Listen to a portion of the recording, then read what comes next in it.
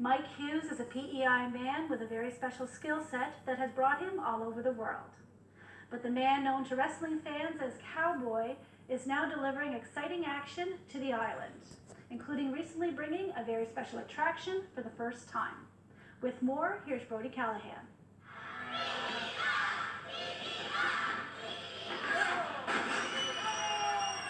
Finding your calling can be a complicated process, but for PEI professional wrestler Kowboy Mike Hughes, it began with a chance encounter.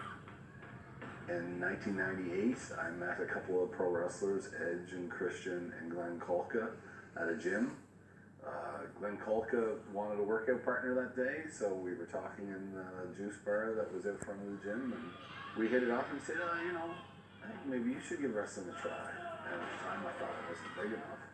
Oddly enough, I was 6'5" and a half and 280 pounds at the time, and he said, look at those two guys over there, and he pointed at Edge and Christian, and he goes, those two skinny guys are in wrestling, you should give it a try. And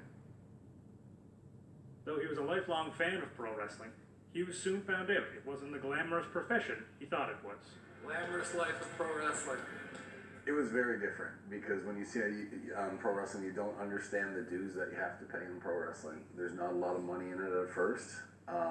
You're not flying around in jet planes and stuff like that. It was wrestling twice a night. I was on the ring crew. I set up and tore down the ring by myself every night. I was on the road 157 nights straight. So, it was a baptism by fire kind of. So it was a great experience though, and I wouldn't have it the easy way now that I've done it the hard way. Over the years, Hughes has traveled the world, from Europe to the Caribbean to Japan, and he feels the experiences he gained more than make up for the sacrifices he's had to make.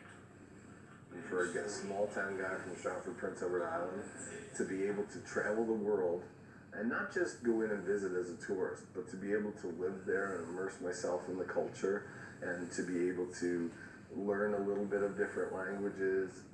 By the second year in Puerto Rico, I could have conversations in Spanish. Learning to live with different cultures while wrestling is one of the greatest educations and experience in the world. For the past 10 years, Hughes has operated Red Rock Wrestling, a promotion in Prince Edward Island. After some negative experiences with some less than reputable partners, he felt he needed to take promoting on the island into his own hands. I love pro wrestling. I absolutely love it, and I hated the thought that that's what pro wrestling was being looked at within the business community. So I knew that if I went out on my own and I did things and I could handle everything myself, that I could help get rid of that stigma that pro wrestling was starting to become greasy. Making sure that hotels always got paid, arenas always got paid. When I shook somebody's hand on a deal, that it was going to happen no matter what. So we started doing more fundraiser and charity work, where 100% of the proceeds that we raised for these charities went to them.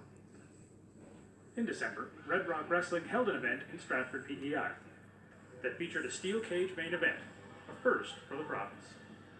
I wanted PEI to experience the electricity that's in the air with a cage match.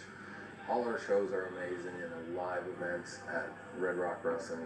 I'm biased, of course, but you've been there, you see it. There's just a special electricity more than most independent pro wrestling shows. Prince Edward Island has supported me and created this atmosphere that has become known worldwide, and wrestlers want to come here and wrestle at the Stratford Town Hall and be a part of Red Rock Wrestling. The best feeling in the world when the match has gone exactly how you want it.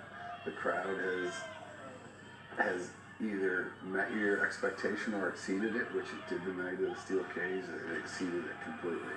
When that referee counts 1, 2, 3, and that explosion at the end of it, and the release and the relief, it's a combination of things that you really have to experience to be able to know what I'm talking about.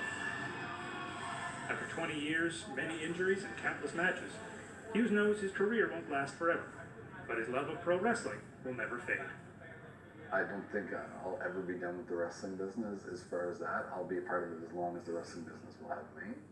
As far as in ring, my body will determine that. That won't be my decision. I'll do it as long as I can. Before, the goal was always get to WWE, make $1 million, be a superstar, have my WWE lunchbox and all that kind of stuff, and then now it's to develop Red Rock Wrestling to the best brand it can be. We have some of the largest crowds, the loudest crowds, with the smallest population on the smallest province in the country. And that's just because of the support that I get from Islanders. In Stratford, I'm Brody Callahan for Eastlink Community TV.